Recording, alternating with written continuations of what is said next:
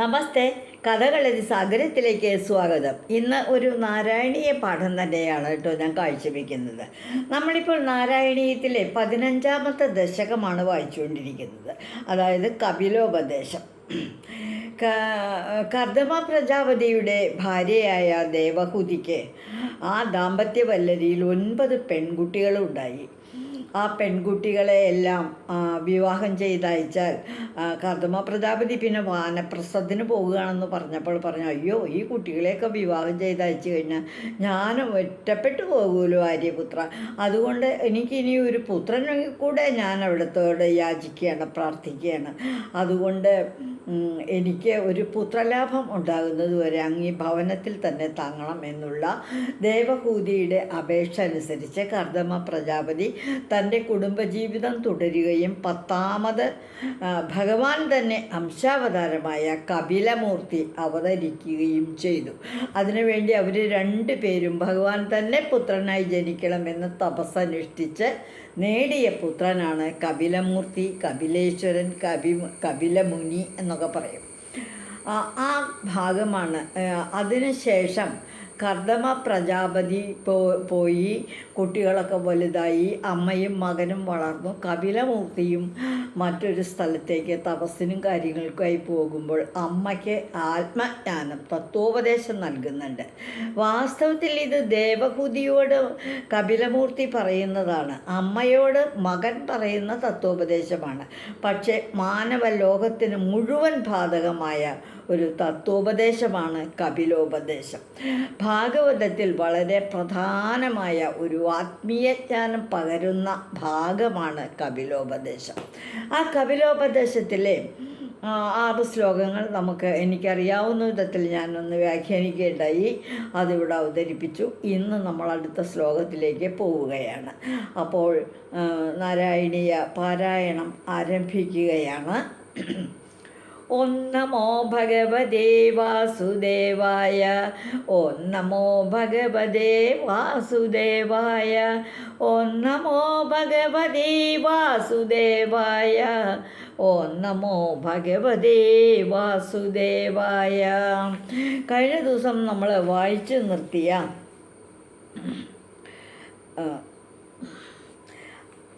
5ാമത്തെ ശ്ലോകം, 5ാമത്തെ ശ്ലോകത്തിൻ്റെ പരിഭാഷയാണ് ഇവിടെ വായിക്കാൻ പോകുന്നത്. എൻ്റെ ഗുണസമൂഹവും ലീലകളും നാമങ്ങളും, എൻ്റെ ഗുണസമൂഹവും ലീലകളും നാമങ്ങളും ഗംഗ പോലെയുള്ള ഭക്തി കനിഞ്ഞു നൽകും.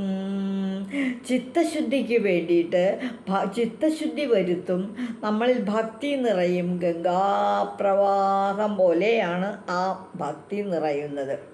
ഉത്കൃഷ്ടമാം ഭക്തി എന്നും മരണത്തെ ജയിക്കുന്നു, ദേവഹൂതിയോടു ചൊല്ലി കപിലമൂർത്തി.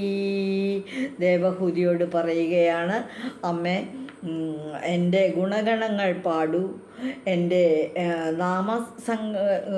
നാമസമൂഹം പാടൂ, എൻ്റെ കഥകൾ പാടൂ. ഇതെല്ലാം മനസ്സിൽ ചിത്തശുദ്ധി വരുത്തും. ഗംഗാപ്രവാഹം പോലെ മനസ്സിലേക്ക് ഭക്തി വന്നു ചേരും. ഭക്തി വരുമ്പോൾ അമ്മയ്ക്ക് തീർച്ചയായിട്ടും ഉത്കൃഷ്ട ഭക്തിയായിരിക്കും. അത് മരണത്തെ പോലും ജയിക്കാൻ പ്രാപ്തിയുള്ളതാണ് എന്ന് കപിലമൂർത്തി പറയുകയാണ്. ഇതാണ് 5ാമത്തെ ശ്ലോകം. നമ്മളിനി 6ാമത്തെ ശ്ലോകം വായിക്കാൻ പോവുകയാണ്.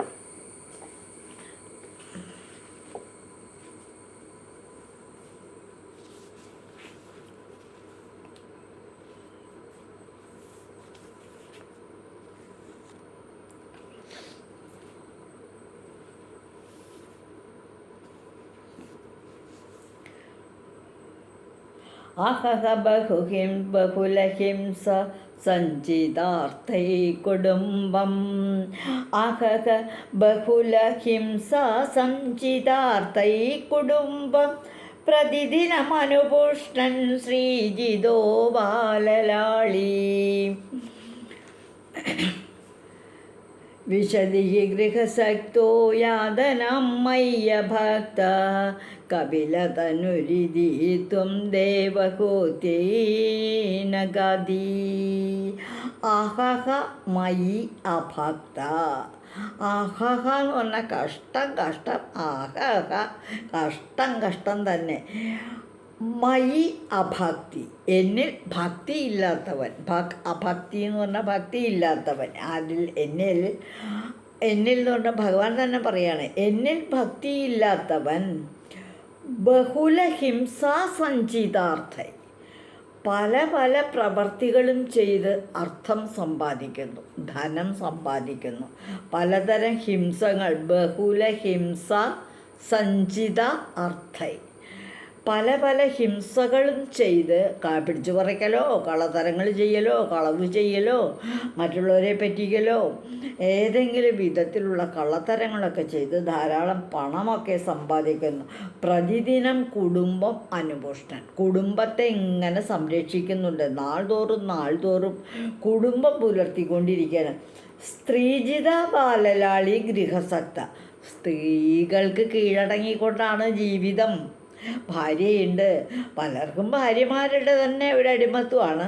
പിന്നെ മറ്റു പലർക്ക് പല സ്ത്രീകളുടെയും ഒരു അടിമത്വത്തിന് അങ്ങോട്ട് കീഴടങ്ങിക്കൊണ്ട് കുട്ടികളെ കളിപ്പിച്ചുകൊണ്ട്, തൻ്റെ കുട്ടികളെയല്ലേ തനിക്ക് കളിപ്പിക്കാണ്ട് പറ്റുമോ, തനിക്ക് ലാളിക്കാണ്ട് പറ്റുമോ, അതിൽ നിന്ന് അദ്ദേഹത്തിന് ഒരുപാട് സന്തോഷം കിട്ടുന്നുണ്ട്.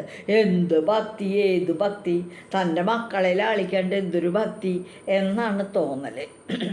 അങ്ങനെ കുട്ടികളെ കളിപ്പിച്ചുകൊണ്ടും ഭാര്യയെ സ്നേഹിച്ചുകൊണ്ടും അവർക്ക് വേണ്ടതായ ശുശ്രൂഷാദികൾ കൊടുത്തുകൊണ്ടും നല്ല വസ്ത്രങ്ങളും ഭക്ഷണങ്ങളും കൊടുത്തുകൊണ്ടും അവരെ സന്തോഷിച്ചുകൊണ്ടും, ചുരുക്കം പറഞ്ഞ ഗൃഹകാര്യങ്ങളൊക്കെ നോക്കിക്കൊണ്ട് അതിൽ മുഴുകുന്നവനായിട്ട് യാതനാം ഹി വിശതി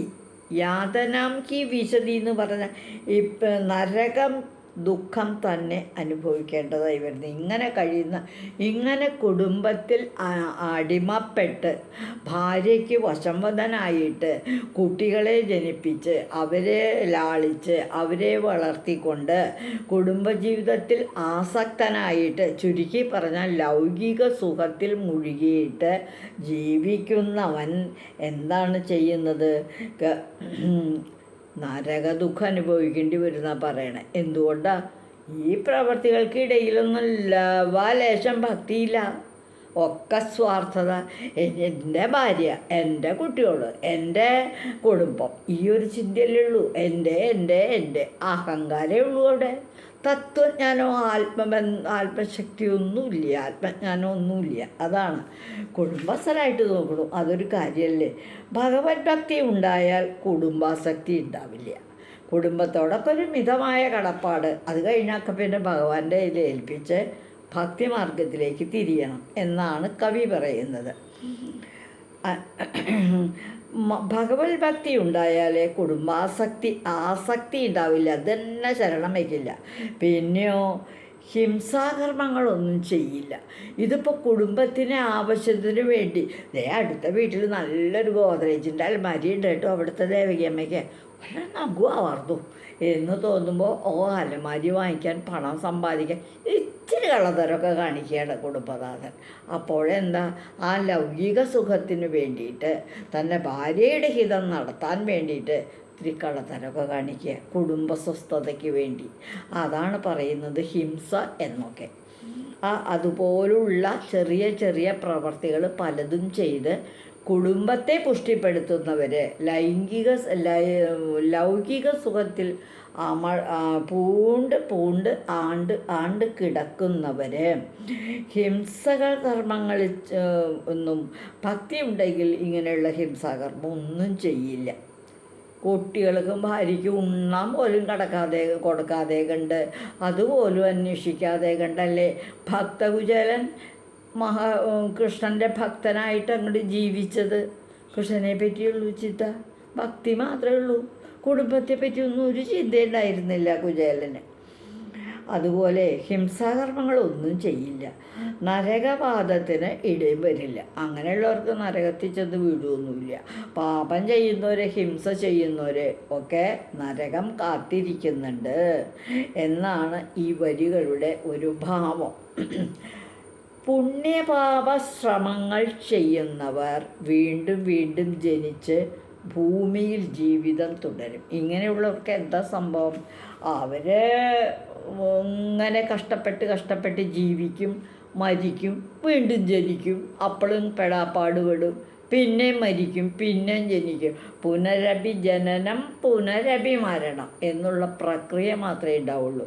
ഒരു മോക്ഷം, വിഷ്ണുപാദം പോവുക, അതുണ്ടാവില്ല. അതാണ് ഈ ശ്ലോകത്തിൽ പറയുന്നത്. അപ്പോൾ കുടുംബജീവിതത്തിൽ മുഴുകി, ലൗകിക സുഖങ്ങളിൽ മുഴുകി, ഭഗവാനെ മറന്ന് ഭക്തി ഉണ്ടാകാതെ ജീവിക്കുന്നവർ കുടുംബജീവിതത്തിൻ്റെ ഭദ്രതയ്ക്ക് വേണ്ടി ചില ഹിംസാപ്രവർത്തികൾ പോലും ചെയ്യും.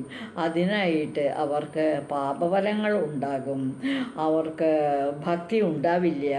അതുകൊണ്ട് അവർ മരണശേഷം വീണ്ടും നരകയാതന അനുഭവിക്കും, വീണ്ടും ജനിക്കും, വീണ്ടും ഇത് തന്നെ, ഈ കഷ്ടപ്പാടും കണ്ണീരൊലിപ്പും ഒക്കെ തന്നെ. പിന്നെയും മരിക്കും, പിന്നെയും ജനിക്കും, പുനരഭിജനനം പുനരഭിമരണം എന്നതുപോലെ ആവും ജീവിതം എന്നാണ് പറയുന്നത്. മുക്തിയിലേക്ക് എത്താൻ ഒരു മാർഗവും ഇല്ല, ഇത് തുടരലേ ഉണ്ടാവുള്ളൂ. അതാണ് ഈ ശ്ലോകത്തിൻ്റെ ഒരു ഏകദേശ രൂപം. അഹഹ ബഹുല ഹിംസാ സഞ്ചിതാർത്ഥൈ കുടുംബം പ്രതിദിനമനുപുഷ്ടൻ സ്ത്രീജിതോ ബാലലാളി വിശദി ഗൃഹസക്തോ യാതനാം മയ്യ ഭക്ത കപിലതനുരിതിത്വം ദേവഹൂത്യൈന ഗാദി. ഈ വരികളുടെ ഒരു പരിഭാഷ നമുക്ക് നോക്കാം. എന്നിൽ ഭക്തിയില്ലാത്തവൻ ഹിംസ ചെയ്തു ധനം നേടി കുടുംബ പ്രാരാബ്ദങ്ങളിൽ പെട്ടുഴലുന്നു. ഇത്തരം ലൗകികർക്കെന്നും നരക ദുഃഖം ലഭിക്കും.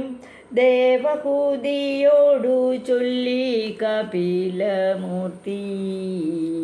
അടുത്ത ശ്ലോകത്തിലേക്ക് പോവുകയാണ്. യുവതി ജഡരഹിന്നോ ജാതബോധോപ്യകാണ്ഡേ പ്രസവകളിതബോധ പീഡയല്ലൊങ്ക്യ ബാല്യം പുനരഭിബധ മുഹ്യത്യേവ താരുണ്യകാലേ കപിലതനുരിതിത്വം ദേവഹൂത്യൈന ഗാദി. യുവതി ജഡരഖിന്ന, സ്ത്രീയുടെ ഗർഭപാത്രത്തിൽ കിടന്ന് ദുഃഖിക്കുമ്പോൾ, ഗർഭകാലത്ത് അമ്മയുടെ വയറ്റിൽ കുറച്ച് സ്ഥലമല്ലേ ഉള്ളൂ. ഗർഭപാത്രത്തിൽ ചുരുണ്ടുകൂടി വളഞ്ഞു കൂടിയല്ലേ കിടക്കണേ. അതും തൻ്റെ ശരീരം പുഷ്ടിപ്പെടുമ്പോൾ അമ്മയുടെ വയറ്റിലെ സ്ഥലം ഉള്ളതൊക്കെ അമ്മ തരുന്നുണ്ട്, ഭക്ഷണമൊക്കെ അമ്മ കഴിക്കണത് കിട്ടുന്നുണ്ട്, നമ്മൾ വളരുന്നുണ്ട്. ഒന്ന് തിരിഞ്ഞു കിടക്കാനോ മറഞ്ഞു കിടക്കാനോ നിവർന്ന് കിടക്കാനോ ഒന്നും ഒരു സ്ഥലവുമില്ല. വല്ലാതെ വിഷമിച്ചാണ് കേട്ടോ ഗർഭത്തിലുള്ള ആ ഒരു കിടപ്പ്. അകാണ്ഡേ ജാതബോധ, പെട്ടെന്ന് യഥാർത്ഥ ജ്ഞാനമുണ്ടായി. അപ്പം അസലായിട്ട് ഈശ്വര വിചാരമുണ്ട്.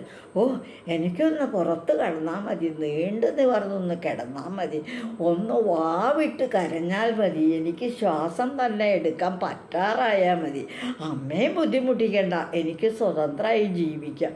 അപ്പോൾ ഈശ്വര വിചാരം ജ്ഞാനമൊക്കെ വയറ്റി വെച്ചിട്ടുണ്ടാകുന്നുണ്ട്.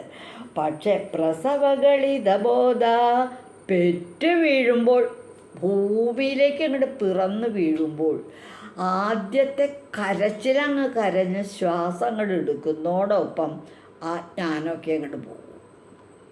ആ ജ്ഞാനം, ഗർഭപാത്രത്തിൽ വച്ചുണ്ടായ ജ്ഞാനം മുഴുവനും നഷ്ടപ്പെടും. പീഡയാ ബാല്യം ഉല്യംഘ താരുണ്യകാലേ പുന അഭിമുഹ്യതി ഏവപദ. പിന്നെന്താ, ജ്ഞാനം നഷ്ടപ്പെട്ട് പീഡയാ ബാല്യം, കഷ്ടപ്പാടോട് കൂടിയിട്ടുള്ള ബാല്യകാലം, ഇഷ്ടാനുസരണം നിൽക്കാറായിട്ടില്ല, ഇരിക്കാറായിട്ടില്ല, നടക്കാറായിട്ടില്ല. കുറേശ്ശെ കുറേശ്ശെ പതുക്കെ പതുക്കെ അങ്ങനെ വളർന്ന് മുലപ്പാൽ കുടിച്ച് വലുതായി കഷ്ടപ്പാടുകളോടുകൂടി ബാല്യം കഴിച്ചു കൂട്ടിയിട്ട് പിന്നെയോ താരുണ്യകാലം എന്ന് വെച്ചാൽ യുവാവായിരിക്കുന്ന സമയത്ത് യൗവനകാലത്ത് പിന്നെയും മുഹ്യതി ഏവബദ്ധ മോഹിക്കുകയാണ്. പിന്നല്ലേ ഓരോരോ മോഹങ്ങൾ. യുവത്വം എത്തിയാൽ പിന്നെ മോഹങ്ങളാണ്. എന്തൊക്കെയാ മോഹങ്ങൾ? നല്ല വസ്ത്രങ്ങൾ വേണം, നല്ല ഭക്ഷണങ്ങൾ വേണം. യുവാക്കന്മാർക്കാണെങ്കിൽ യുവതികളെ കാണുമ്പോൾ ഒരു കൗതുകം, യുവതികൾക്കാണെങ്കിൽ യുവാക്കന്മാരെ കാണുമ്പോൾ ഒരു കൗതുകം.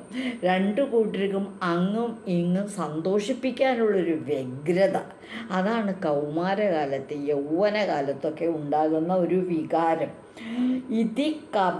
ഈ വിധത്തിൽ ഇങ്ങനെയുള്ള കാലത്ത്, അതായത് ജനിച്ച് വീണാലുടനെ കിട്ടിയിരിക്കുന്ന ജ്ഞാനം മുഴുവൻ നഷ്ടപ്പെട്ട് കഷ്ടപ്പെട്ട് ബാല്യം പിന്നിട്ട് യൗവനകാലത്തെത്തി മോഹങ്ങൾ ഉദിക്കുന്നു. ആ മോഹം സാധിതമാകാൻ വേണ്ടിയിട്ടുള്ള പ്രയത്നമാണ്. ഇതുവരെ നമുക്ക് ഈശ്വര വിചാരം ഉണ്ടായിട്ടില്ലേ എന്ന് ദേവഹൂതിയോട് കപിലമൂർത്തി ചൊല്ലി. അതാണ് ഈ ശ്ലോകത്തിൻ്റെ ഒരു ഏകദേശ ധാരണ. യുവതി ജഡരഖിന്നോ ജാതബോധോപ്യകാണ്ഡേ പ്രസവകളിതബോധ പീഡയല്ലുങ്ക്യ ബാല്യം പുനരഭിപദ മുഹ്യത്യേവ താരുണ്യകാലീ കപിലതനുരിതീത്വം ദേവഹൂത്യൈന ഗാദീ. ഈ ശ്ലോകത്തിൻ്റെ ഒരു മലയാള പരിഭാഷ നോക്കൂ. ഗർഭപാത്രത്തിങ്കലുള്ള കുഞ്ഞിനു ലഭിക്കും ജ്ഞാനം, പെറ്റു വീഴും നേരമതു നഷ്ടപ്പെടുന്നു. കഷ്ടപ്പാടുകൾ നിറഞ്ഞ ബാല്യകൗമാരങ്ങൾ കഷ്ടം ദേവഹൂതിയോടു ചൊല്ലി കപിലമൂർത്തി. കുട്ടിക്കാലാണെങ്കിൽ വളരെ കഷ്ടപ്പാട്. എണീറ്റിരിക്കുമ്പോൾ വീണ് കഴിഞ്ഞ് പിന്നെ എണീക്കും, പിന്നെ നിൽക്കും, ഓടി വരും, പരുക്ക് പറ്റും. അങ്ങനെ ബാലാരിഷ്ടതകൾ ഏറെ കഴിച്ചു കൂട്ടിയിട്ടാണ് യൗവനത്തിലേക്ക് എത്തിക്കണം. പിന്നെ മോഹം ഉദിക്കുന്നു. മോഹം നടത്താനുള്ള വ്യഗ്രതയുമാണ്. ഈ അടുത്ത ശ്ലോകത്തിലേക്ക് പോവുകയാണ്. പിതൃസുരഗണയാജീ ധാർമ്മികോയോ ഗൃഹസ്ഥ സജനിപതതി കാലേ ദക്ഷിണാദ്യോപഗാമി മയി നിഹിതകാമം കർമ്മതുര്യപദാർത്ഥം കപിലതനുരിതീത്വം ദേവഹൂത്യൈന ഗാതി. പിതൃസുരഗണയാജി എന്ന് പറഞ്ഞാൽ എന്താ? ധാർമ്മികയാഗ്രഹസ്ഥ പിതൃസുരഗണയാജി. പുണ്യകർമ്മങ്ങൾ ധാർമ്മികമായ ഒരു ഗ്രഹസ്ഥൻ, ഏതൊരു ഗ്രഹസ്ഥനും പിതൃക്കൾക്കും ദേവന്മാർക്കും യജ്ഞം ചെയ്യുന്നുവോ, അതായത് ഏത് ഗ്രഹസ്ഥനാണോ പിതൃക്കൾക്കും ദേവന്മാർക്കുമൊക്കെ യജ്ഞം ചെയ്യുന്നത്, ദേവന്മാർക്ക് വേണ്ടി പൂജ ചെയ്യുകയോ പ്രാർത്ഥിക്കുകയോ നാമസംഗീതമൊക്കെ ചെയ്യുന്നത്, സച ദക്ഷിണോദ്യോപഗാമി. ആ ധാർമ്മികൻ ദക്ഷിണ ഭാഗത്തേക്കാണ് പോവുക. അതായത് കുടുംബം നോക്കുന്നവനും പിതൃക്കളുടെ കർമ്മങ്ങൾ ചെയ്യുന്നവനൊക്കെ ദക്ഷിണ ഭാഗത്തേക്ക്, തെക്കൻ വഴിക്ക്. ഉത്തരായണം ദക്ഷിണായനം എന്നായിട്ട് കാലത്തെ രണ്ടായി തിരിക്കുന്നുണ്ട്. അപ്പോൾ ഇങ്ങനെയുള്ള ഒരു ഗ്രഹസ്ഥൻ്റെ കുടുംബത്തിൽ ഗ്രഹസ്ഥനായിരിക്കുമ്പോൾ പുണ്യകർമ്മങ്ങൾ ചെയ്യുക, പിതൃക്കൾക്കും ദേവന്മാർക്കും യജ്ഞങ്ങൾ ചെയ്യുക. അങ്ങനെയുള്ള ഗ്രഹസ്ഥൻ തെക്കൻ വഴിക്ക് പോയിട്ട് കാലേ നിപതതി, പുണ്യക്ഷയം വരുന്ന കാലത്ത് തപ്പതിക്കും. അയാൾ നല്ല കാര്യങ്ങളൊക്കെ ചെയ്തിരിക്കുന്നത്. തെക്കൻ വഴിക്ക് ദക്ഷിണായനത്തിലേക്ക് പോയിട്ട് ആ പുണ്യങ്ങൾ കഴിയണവരെ ഇങ്ങനെ പോയിക്കൊണ്ടിരിക്കും. പോയി കഴിഞ്ഞാൽ പുണ്യത്തിൻ്റെ ഫലം അങ്ങോട്ട് തീർന്നാൽ വീണ്ടും ജനനം ഉറപ്പാണ്. എന്നാൽ അതേ സമയത്ത് മയി നിഹിതമകാരം എന്നിൽ സമർപ്പിച്ചുകൊണ്ട് അകാമം എന്ന് പറഞ്ഞാൽ ഒരു ഇഷ്ടവും കൂടാതെ, അതായത് പ്രതിഫലം ഇച്ഛിക്കാതെ, കർമാതു ഉദക്പദാർത്ഥം, അതായത് നിഷ്കാമ കർമ്മം ചെയ്യുന്നതാണ് യഥാർത്ഥ ഭക്തി. ഒരു പ്രതിഫലവും ഇച്ഛിക്കാതെ, പേരും പ്രശസ്തിയും ധനലാഭവും ഒന്നും കാക്ഷിക്കാതെ നിഷ്കാമമായിട്ട് ഭഗവത് കർമ്മങ്ങൾ, ഭഗവാന് വേണ്ടി പ്രവർത്തികൾ ചെയ്യുക. അങ്ങനെയുള്ളവർക്കാണ് യഥാർത്ഥ ഭക്തി. അങ്ങനെയുള്ളവർ ചെയ്യുന്ന കർമ്മമാകട്ടെ എന്താ സംഭവിക്കുന്നത്? ഉദക്പദാർത്ഥം, അങ്ങനത്തെ അകാമം കർമാത്തോ ഉദക്പദാർത്ഥം, ഉത്തരായണത്തിലേക്ക് പോകുന്നു എന്ന് വെച്ചാൽ വടക്ക് ഭാഗത്തേക്കായിട്ട് പോകുന്നു. ഉത്തരായന കാലത്താണ് അങ്ങനെയുള്ളവരുടെ മരണം സംഭവിക്കുക എന്ന് കപിലമൂർത്തി ദേവഹൂതിയോട് പറഞ്ഞു. അതായത് പുക രാത്രി കറുത്ത പക്ഷം ദക്ഷിണായനം എന്ന വിധത്തിലാണ് ദക്ഷിണായനത്തിൻ്റെ ഒരു ഘട്ടം. പുക നിറഞ്ഞൊരു കാലഘട്ടം, രാത്രി കറുത്ത പക്ഷം ദക്ഷിണായനം എന്ന വിധത്തിലാണ്. തെക്കൻ വഴിക്ക് പോയാൽ ചന്ദ്രലോകത്തിൽ ചെന്ന് ചേരും. എന്നാൽ അതേ സമയത്ത് പുണ്യം തീർന്നു കഴിഞ്ഞാൽ ഭൂമിയിലേക്ക് അങ്ങോട്ട് തിരിച്ച് മടങ്ങി ജനിക്കേണ്ടി വരും അവർ. എന്നാൽ വെളുത്ത പക്ഷത്തിൽ ഉത്തരായണത്തിലാണ് മരണം സംഭവിക്കുന്നതെങ്കിൽ വെളിച്ചം, പട്ടാപ്പകൽ, മറ്റേ രാത്രിയാട്ടോ സഞ്ചാരം. ഇത് വെളിച്ചത്തിലൂടെ സഞ്ചരിക്കാം, പകൽ സമയത്ത് സഞ്ചരിക്കാം. വെളുത്ത പക്ഷത്തിലായിരിക്കും ഉത്തരായണം. ചെന്നെത്തുന്നതോ വടക്കൻ വഴിക്ക് അങ്ങനെയാണ് പോവുക, സൂര്യലോകത്തിലെത്താം. ഈ സൂര്യലോകത്തിലെത്തിയാലുണ്ടല്ലോ പിന്നെ ധ്രുവപദം നേടാം. കേട്ടിട്ടുണ്ടല്ലോ, ഉത്താനപാദൻ്റെയും സുനീതിയുടെയും മകനായ ധ്രുവൻ തപസ് ചെയ്ത് ധ്രുവ നക്ഷത്രമായിട്ട് ഇന്നും നിൽക്കുന്നു. അപ്പോൾ ആ ധ്രുവപദം, ധ്രുവൻ്റെ അടുത്തേക്ക്, ആ പദത്തിലേക്ക് എത്താം എന്ന് വെച്ചാൽ അങ്ങോട്ട് ആകാശലോകത്തെ മറ്റൊരു ലോകത്തേക്ക്, സുഹൃതമായിട്ടുള്ള ലോകത്തിലേക്ക് എത്താം. ആ ധ്രുവപദം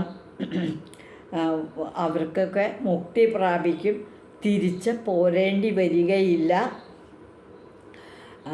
ധനത്തിനും സുഖത്തിനും വേണ്ടി ദേവന്മാർക്ക് യാഗവും പിതൃക്കൾക്ക് ശ്രാദ്ധവും മറ്റും ചെയ്യുന്ന, സുഖത്തിന് വേണ്ടി സുഖത്തിന് ധാർമ്മികനായ ഗൃഹസ്ഥൻ ദക്ഷിണായന കാലത്ത് മരിച്ച് ദക്ഷിണായനം പോകും. അല്ലാതെ ഈശ്വരഭക്തിയോടുകൂടി ജീവിക്കുന്ന പുണ്യവാൻ വടക്കൻ വഴിക്ക് പോയി മുക്തി പ്രാപിക്കും. അതാണ് വ്യത്യാസം. അവൻ ഒരിക്കലും അധപ്പതനം ഉണ്ടാവില്ല. ഈ ഗതിയുടെ ഈ ഭാഗവതത്തിൽ വ്യക്തമായിട്ട് അതേപ്പറ്റി പറയുന്നുണ്ട്. ഉത്തരായണം കാത്തു കിടക്കുന്ന ഭീഷ്മരുടെ കഥ മഹാഭാരതത്തിലുണ്ട്.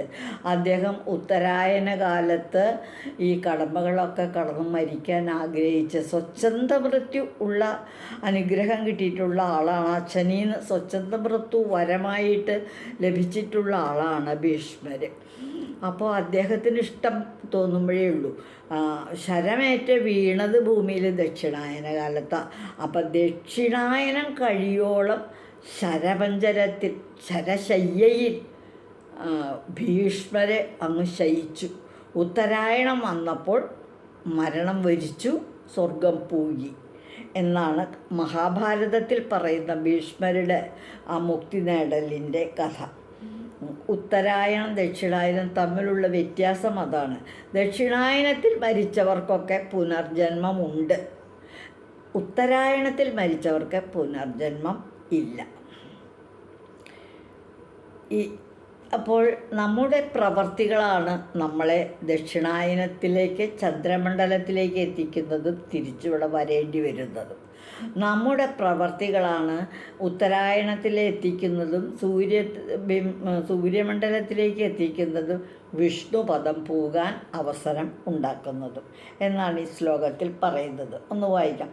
പിതൃസുരഗണയാജീ ധാർമ്മികോ യോ ഗ്രഹസ്ഥ ധാർമ്മികോ യോ ഗൃഹസ്ഥ സജ നിബദതി കാലേ ദക്ഷിണാദ്യോപഗാമി മയി നിഹിതകാമം കർമ്മ തു ദത്പദാർത്ഥം കപിലതനുരിതീത്വം ദേവഹൂത്യൈനഗാധി.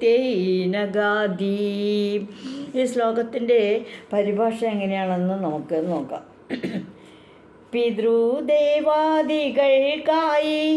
യജ്ഞം ചെയ്തും ധാർമ്മികനും തെക്കൻ വഴി പോയി അധപ്പതിച്ചിടുന്നു. പിതൃകർമ്മങ്ങളുമൊക്കെ ചെയ്ത് കുടുംബമൊക്കെ നോക്കി ലൗകിക സുഖത്തിൽ മുഴുകി ജീവിക്കുന്ന ഒരു ഗൃഹസ്ഥൻ തെക്കൻ വഴിക്ക് ദക്ഷിണായനത്തിലേക്ക് പോയി ചന്ദ്രമണ്ഡലം പോയി അധപ്പതിക്കുന്നു. എന്നിൽ സമർപ്പിത കർമ്മം ഉത്തരമാർഗമാമതു ദേവഹൂതിയോടു ചൊല്ലി കപിലമൂർത്തി. എന്നാൽ ആ സമർപ്പിത കർമ്മം, എന്നിൽ സമർപ്പിക്കുന്ന കർമ്മങ്ങൾ, എനിക്ക് വേണ്ടി മാത്രം കർമ്മം ചെയ്യുക, പ്രതിഫലം ഇച്ഛിക്കാതിരിക്കുക, കർമ്മം ചെയ്യുക നമ്മുടെ ധർമ്മം, കർമ്മം ഫലം തരുന്നത് ഈശ്വരനാണ് എന്ന തത്വത്തെ മുറുകെ പിടിച്ചുകൊണ്ട് ചെയ്യുന്ന നിഷ്കാമകർമ്മങ്ങൾ ചെയ്യുന്നവർ ഉത്തമമാർഗത്തിലൂടെ ഉത്തരായണ കാലത്തിലൂടെ സഞ്ചരിച്ച് സൂര്യപദത്തിലെത്തുന്നു. അവർക്ക് പിന്നെ പുനർജന്മമില്ല. അവർ വിഷ്ണുപദം പ്രാപിക്കുന്നു. അവരുടെ ദുരിതങ്ങളും കഷ്ടപ്പാടുകളും എല്ലാം അവസാനിച്ച് വൈകുണ്ഠത്തിലെത്തി വിഷ്ണു പാർശ്വതന്മാരായിട്ട് വിഷ്ണു ലോകത്തിൽ തന്നെ അങ്ങ് ജീവിക്കുന്നു എന്നാണ് ഭക്തകവി ഇവിടെ സമർപ്പിക്കുന്ന ആത്മജ്ഞാനം. പിതൃദേവാദികൾക്കായി യജ്ഞം ചെയ്യും ധാർമ്മികനും തെക്കൻ വഴി പോയി അധപ്പതിച്ചിടുന്നു. എന്നിൽ സമർപ്പിത കർമ്മം ഉത്തരമാമതു ദേവഹൂതിയോടു ചൊല്ലി കപിലമൂർത്തി. എന്നിൽ സമർപ്പിക്കുന്ന കർമ്മങ്ങൾ ചെയ്ത്, നിഷ്കാമ കർമ്മം ചെയ്ത് യഥാർത്ഥ ഭക്തി നേടുന്നവരൊക്കെ ഉത്തരായണത്തിലൂടെ സഞ്ചരിച്ച് സൂര്യമണ്ഡലത്തിലെത്തി വിഷ്ണുപദം തൂകി വൈകുണ്ഠത്തിൽ വിഷ്ണുപാദരായി വിഷ്ണു പാർശ്വതന്മാരായി ജീവിക്കുന്നു എന്ന് കവി പറയുകയാണ്. ഇന്ന് ഈ ഭാഗം ഇത്രയുമായിട്ട് നിർത്തുകയാണ്. അടുത്ത 2 ശ്ലോകങ്ങൾ കൂടി ഈ ദശകത്തിലുണ്ട്. അത് തൊട്ടടുത്ത ദിവസം തന്നെ പറയും.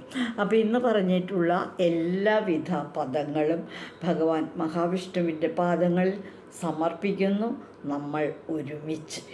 ഓം നമോ ഭഗവതേ വാസുദേവായ. ഓം നമോ ഭഗവതേ വാസുദേവായ. സർവത്ര ഗോവിന്ദനാമ സങ്കീർത്തനം.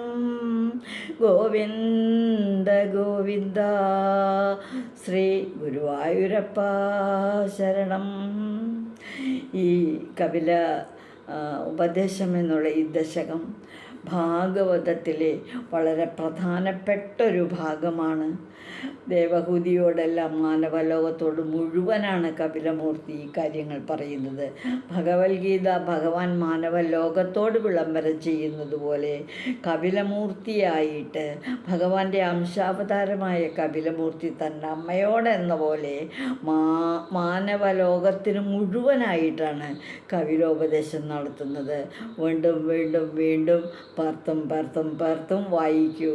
എന്താണ് ആ തത്വജ്ഞാനം എന്ന് നമുക്ക് തിരിച്ചറിയാൻ സാധിക്കട്ടെ. നിങ്ങളുടെ മനസ്സിലേക്ക് ആ ജ്ഞാനം വളരട്ടെ. നിഷ്കാമ കർമ്മം ചെയ്യുന്നതാണ് യഥാർത്ഥ ഭക്തി എന്ന ആത്മജ്ഞാനം നമ്മുടെ മനസ്സിൽ ഉറപ്പിക്കണം. നമുക്കൊരു പേരും വേണ്ട, ഒരു പ്രശസ്തിയും വേണ്ട.